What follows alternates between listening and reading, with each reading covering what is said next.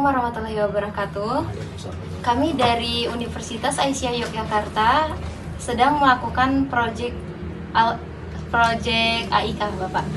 Nah, izin buat wawancara. Pertama, boleh perkenalkan diri dulu, Bapak? Nama saya Rubimin, alamat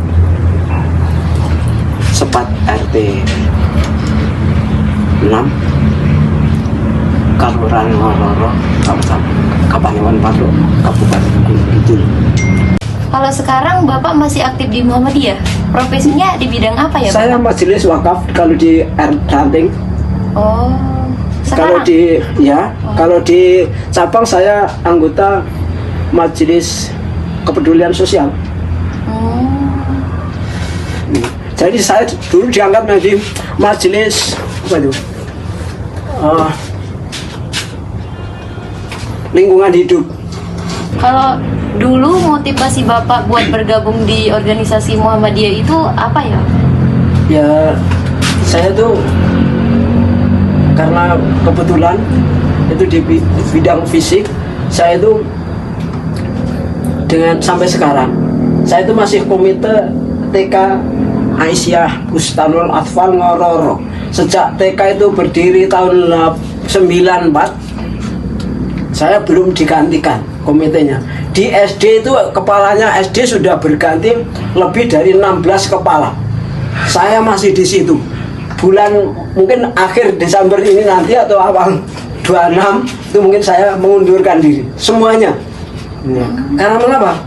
Ya biar tahulah berorganisasi. Nih.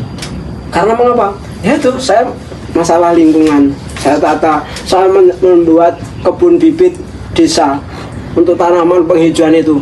Saya gerakkan dengan kakak saya tanpa pilih kasih, tanpa pandang bulu. Itu lukanya siapa ditanami, jarak tanam minimal 2 meter, maksimal 8 meter.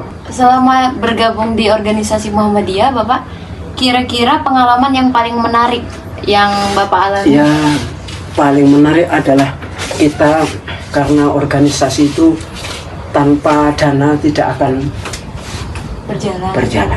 Oleh karena itu saya bahkan di Ngororo ini, warga saya Ngororo ini kalau ada surat edaran dari baik itu di PDM itu akan membangun gedung pertemuan dan masjid, itu Ngororo adalah donatur tertinggi untuk Kabupaten Gunung Kidul. Dari 144 desa, Ngororo adalah tertinggi. Jadi ternyata saya menggerakkan dengan masyarakat. Karena mengapa? Ya kalau kita ngomong itu tidak hanya ngomong, tapi kita harus ada konsekuensinya. Artinya kita apa kata Allah? Jadi manusia itu berusaha, Allah yang akan menentukan. Alhamdulillah.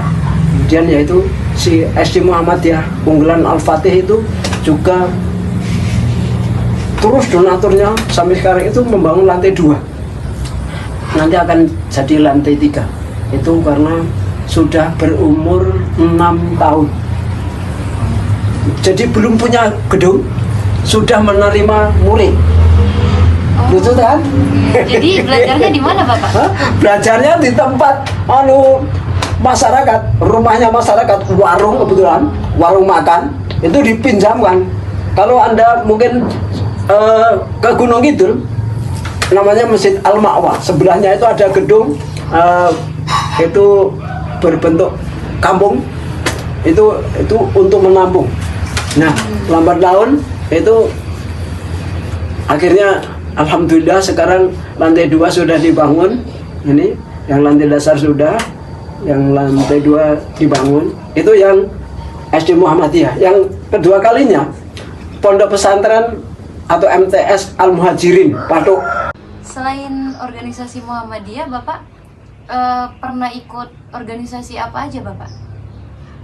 Kalau di dulunya awalnya di sini itu bukan Muhammadiyah.